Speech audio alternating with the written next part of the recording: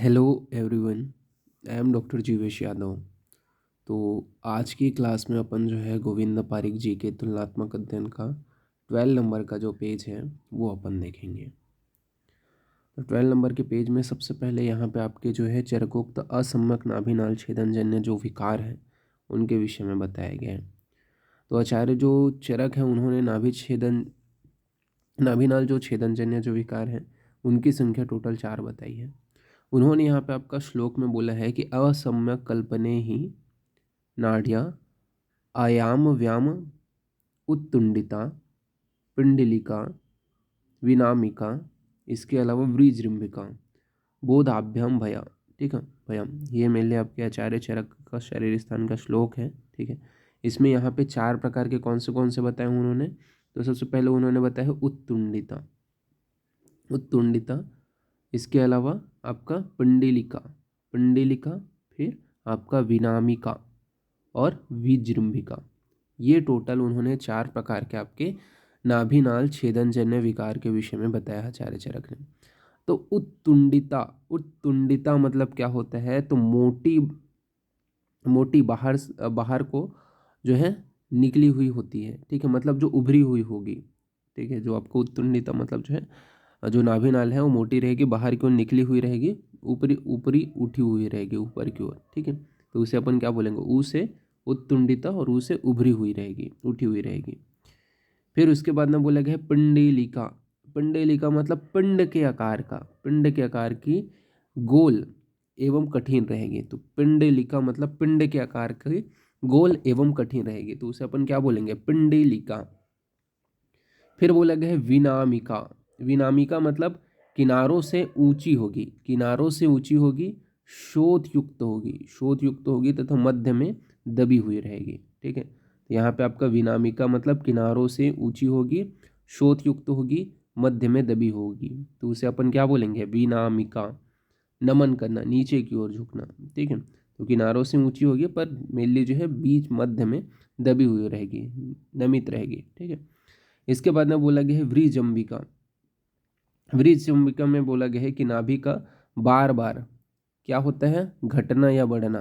ये क्या कहलाएगा आपका, व्रीजंबिका, यानी कि जो नाभि है वो बार बार उसका बढ़ना और घटना। ठीक है, वो क्या है आपका व्रीजंबिका या घटना बढ़ना व्रीजंबिका के अंतर्गत आता है। तो ये आपके नाम याद रखना है, क्या क्या चीज़ें होती हैं उसको भी आपको याद रखना है कि उत्तुंडिता मतलब क्या होता है, जो आपका ऊपर की ओर उठी रहेगी, पिंडलिका मतलब पिंड के आकार का गोल व कठिन रहेगा। इसके अलावा विनामिका मतलब जो है किनारे से ऊंचा रहेगा, शोथयुक्त होगा और बीच में क्या है दबी हुई यानी कि विनिमित रहेगी। और व्रीजंभिका मतलब जो नाभि है उसका बार बार घटना या बढ़ना। ठीक है, ये यहाँ पे बताया गया है। देन आगे बढ़ते हैं। तो अष्टांग संग्रह के अनुसार अगर बात करें नाभिनाल छेदनजन्य जो विकार है, तो अष्टांग संग्रह ने मुख्य रूप से 2 प्रकार बताए हैं। ठीक है, उन्होंने श्लोक में क्या बोला है, तो उन्होंने बोला है कि असम्यक कल्पना कल्पनानाभ्य, यहाँ पे आपका बोला गया शाद द्विनामो व्रीजंबिका, यानी कि यहाँ पे आपका विनामिका और व्रीजंबिका ये 2 प्रकार के बताए हैं। इन्होंने बोला है विनामिका मतलब किनारों से ऊंची हुई रहेगी, सेम ही है। ठीक है, शोथ युक्त रहेगा और मध्य में दबी हुई रहेगी। ठीक है, और व्रीजंबिका मतलब भी सिमिलर ही मीनिंग है कि नाभि का जो है बार बार जो है क्या होना, घटना या बढ़ना, वो क्या कहलाएगा, व्रीजंबिका। तो उन्होंने सिर्फ 2 ही माना है अष्टांग संग्रह ने, विनामिका और व्रीजंबिका, तो ये आपको याद रखना है। फिर बात करते हैं दंत भेदन काल, दंत भेदन काल के विषय में बात करते हैं, दंतोद्भेद काल के विषय में। तो यहाँ पे आचार्य कश्यप ने मेनली कब बताए हैं दंतोभेद के विषय में, तो आचार्य कश्यप का जो कश्यप ने मेनली 4 से 8 मास में मेनली बताया है दंतभेद काल। ठीक है, इसके अलावा वांग भट्ट ने मेनली 8 मास माना है। तो आचार्य कश्यप ने 4 से 8 माह और आपके वांग भट्ट ने 8वें माह में बताया है, ये भी आपको याद रखना है। फिर आगे बढ़ते हैं, तो वमन विरेचन के व्यापक के विषय में बात करते हैं। तो आचार्य जो चरक हैं उन्होंने क्या बोले हैं, तो आचार्य चरक ने टोटल 10 व्यापक बताए हैं। आचार्य सुश्रुत ने 15 बताए हैं और वांग भट्ट जी ने टोटल 12 बताए हैं। तो आचार्य जो चरक है उन्होंने 10, वांग भट्ट ने 12 और सुश्रुत ने 15 बताए हैं। तो इसी के हिसाब से मैं पासवर्ड भी रखूँगा। ठीक है, ये आप लोगों को याद रखना है। सी यानी कि चरक ने 10 बताए हैं, वमन विरेचन के व्यापक आपके सुश्रुत ने 15 बताए हैं। ठीक है, और आपके वांग भट्ट ने 12 बताए हैं। तो ये मेरे लिए पासवर्ड रहेगा C10S15V12। ये जो अक्षर है उसको कैपिटल में लिखना है, SS जो CSV को, ठीक है, ये आपको याद रखना है। इसके बाद में अपन आगे बढ़ते हैं, तो यहाँ पे आपका जो है नेत्र बस्ती के प्रमाण के विषय में बात करते हैं। कुछ जो नेत्र बस्ती का जो प्रमाण है वो आपके आचार्य चरक के अनुसार, आचार्य सुश्रुत के अनुसार और अष्टांग हृदय के अनुसार क्या क्या बताया गया है। तो सबसे पहले बात करते हैं आचार्य जो चरक है, उन्होंने इसका वर्णन जो है सिद्धि स्थान में किया है नेत्र बस्ती के प्रमाण का। उन्होंने 6 वर्ष की जो आयु है उसमें 6 अंगुल यानी कि मूंग के बराबर जो है प्रमाण बताया है, ठीक है, बस्ती नेत्र का प्रमाण। तो 6 वर्ष की आयु में कितना बताया है, तो 6 अंगुल यानी कि मूंग के बराबर। 12 वर्ष में मेनली उन्होंने 8 अंगुल जो है नेत्र बस्ती का प्रमाण बताया है। तो 8 अंगुल मतलब कलाएं, तो 12 वर्ष में 8 अंगुल कलाएं नेत्र बस्ती का प्रमाण माना है। 20 वर्ष में मेनली उन्होंने 12 अंगुल यानी कि करकधूम के बराबर जो है उन्होंने प्रमाण माना है। तो 20 वर्ष में 12 अंगुल।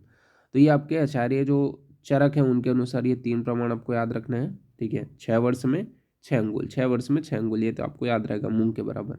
12 वर्ष में क्या है 8 अंगुल, 12 वर्ष में 8 अंगुल कलाई के बराबर, और 20 वर्ष में 12 अंगुल करकंधू के बराबर।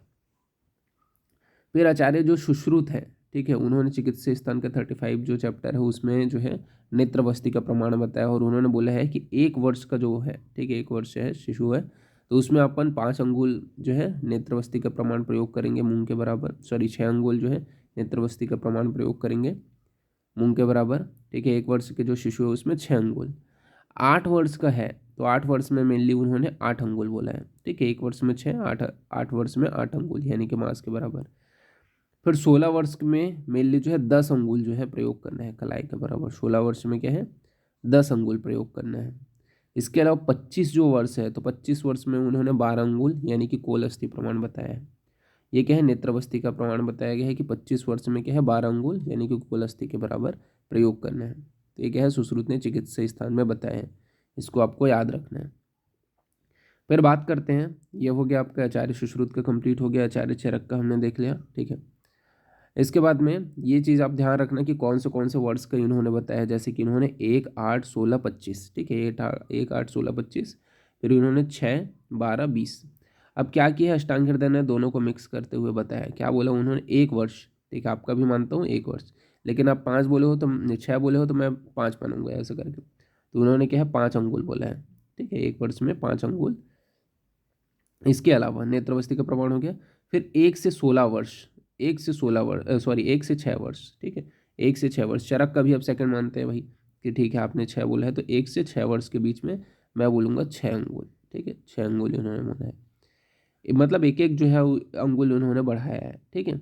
इसके बाद में आपका 7 वर्ष में जो वांगभट जी हैं, ठीक है, उन्होंने क्या है एक एक अंगुल बढ़ाया। फिर 7 वर्ष में उन्होंने क्या बोला है, ठीक है, 7 वर्ष में उन्होंने 7 अंगुल यानी कि मास के बराबर। जो 12 वर्ष है, 12 वर्ष में मेनली 8 अंगुल अपन प्रयोग करेंगे जो शुष्क कलाई के बराबर होते हैं। फिर 12 के बाद में 16 वर्ष, 16 वर्ष में जो आचार्य सुश्रुत का माना है उन्होंने 16 वर्ष में उन्होंने 9 अंगुल फिर से एक बढ़ाया है, ठीक है, आपका क्लिन्न कलाई के बराबर होते हैं।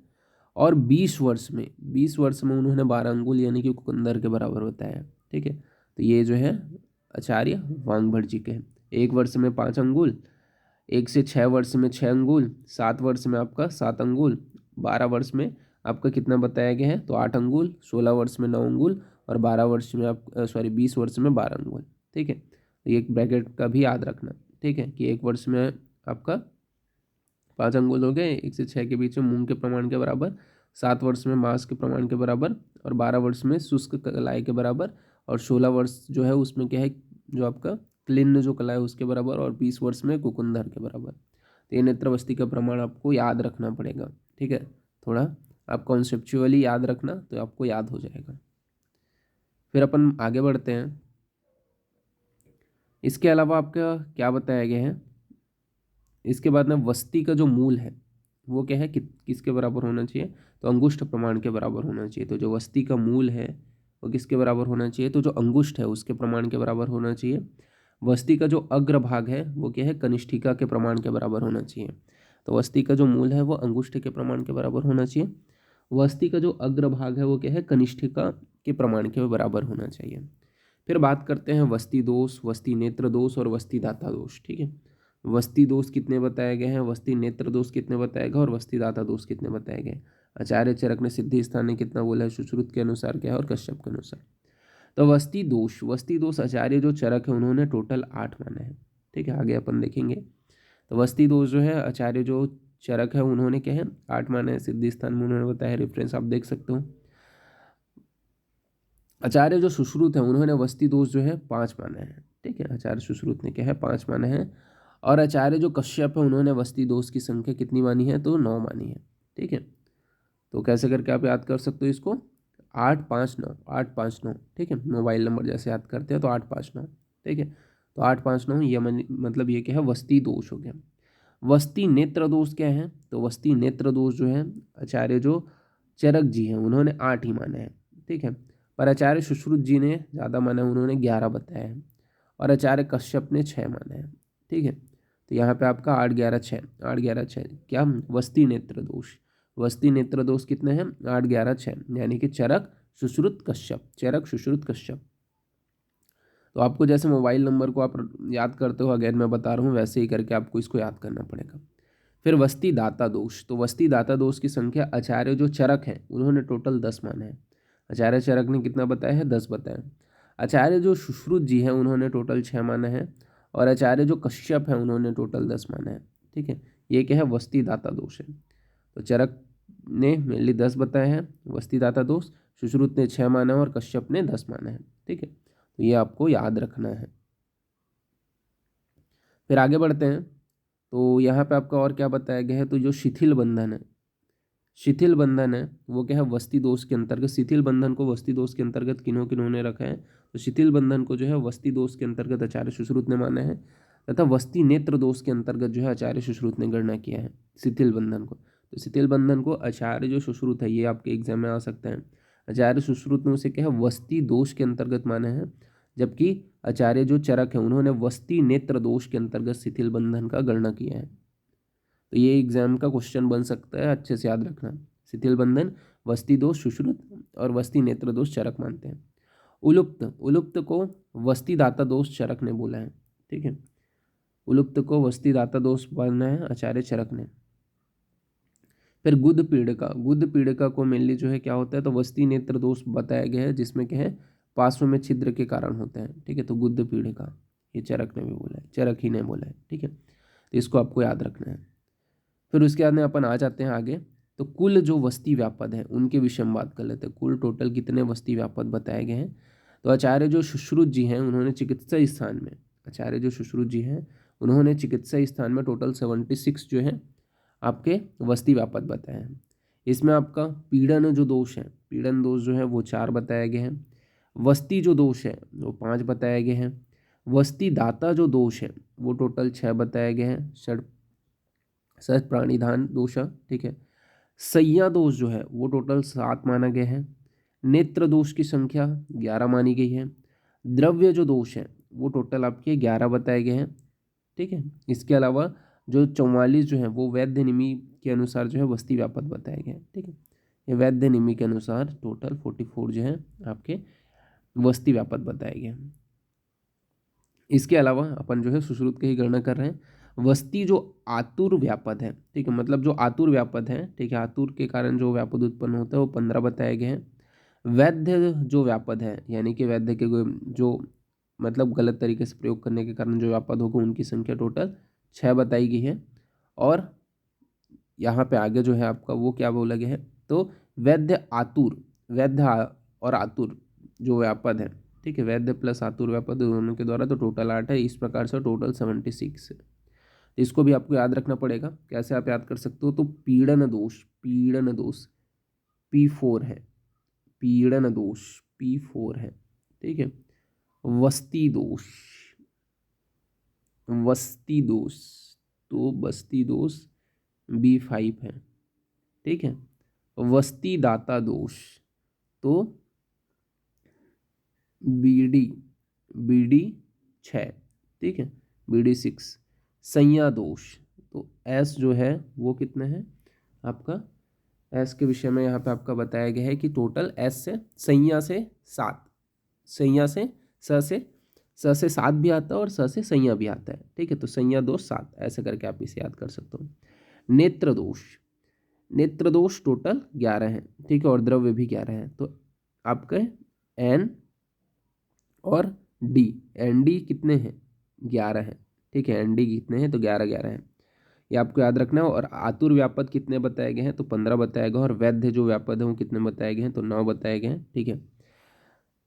इसके बाद में अपन बात करें तो वैद्य और आतुर जो व्यापद है वो टोटल 8 बताए गए। इस प्रकार से टोटल आपके 76 होते हैं, तो ये आपको याद रखना है, ठीक है। एग्जाम में इससे क्वेश्चंस आ सकते हैं, एग्जाम के लिए बहुत इंपॉर्टेंट है, ठीक है। आपको इसको याद रखना है कि कुल वस्ती व्यापद कितने बताए गए हैं, तो टोटल 76 बताए गए हैं, ठीक है, आचार्य सुश्रुत के अनुसार। तो यहाँ पे आपका जो है ये वाला जो पेज है वो यहाँ पे फिनिश होते हैं। देन अपन इसके आगे का जो है अपन नेक्स्ट पेज जो है नेक्स्ट क्लास में देखेंगे। ओके, ठीक है, तो फिर थैंक यू।